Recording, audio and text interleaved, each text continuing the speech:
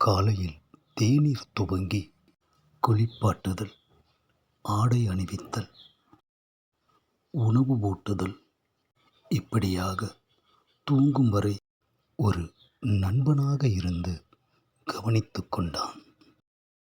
தினமும் மஞ்சுவை விட்டுவிட்டு வேலைக்கு சென்று வருவது சிரமமாக இருந்தது. வீட்டிலேயே வேலை செய்ய தொடங்கினான். மகியின் செயல்பாடுகளை கண்டு வேதனை அடைந்தாள் மஞ்சு. என்னால் மகிக்கு எவ்வளவு கஷ்டங்கள். அவனுக்கு நான் அம்மாவாக ஆசைப்பட்டேன். ஆனால் இப்போது அவன் எனக்கு அம்மாவாகிவிட்டான். ஆனாலும் என்னால் எந்த ஒரு பலனும் இல்லை அவனுக்கு. விடுகின்றது. மஞ்சுவின் தேவைகள். இருவருக்கும் தேநீர் தயாரிக்கின்றான்.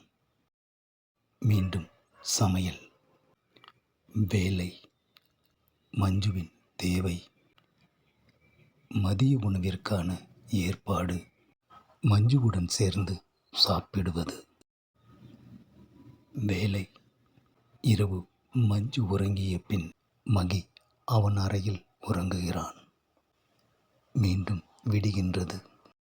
மஞ்சு யோசனையில் இருக்க அறையில் இருக்கும் மஞ்சுவிடம் மகி வருகிறான். ஏதாவது வேணுமா? சைகையில் கேட்க, எவ்வளவு நாளைக்கு இப்படியே? மகி அமைதியாக நிற்கின்றான். நான் செத்திருக்கலாம். வேதனையுடன் சைகையில் மஞ்சு சொல்ல, உன்னோட உருவத்தில் தான் என்னோட அம்மாவை பார்க்குறேன். மறுபடியும் என்ன அனாதை ஆக்கிடாத சொல்லிவிட்டு ஐ லவ் யூ சைகை காட்டுகிறான் மகி. அதை கண்டு அழுகிறாள் மஞ்சு. உனக்கு இப்படி ஒரு வாழ்க்கை தேவையா? மனசுக்கு பிடிச்சவங்களுக்காக வாழ்கிறது தான் வாழ்க்கை. நான் என் மனசுக்கு பிடிச்ச உனக்காக வாழ்கிறேன்.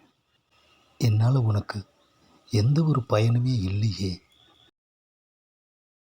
நான் தேவைக்காக உன்னை லவ் பண்ணலை.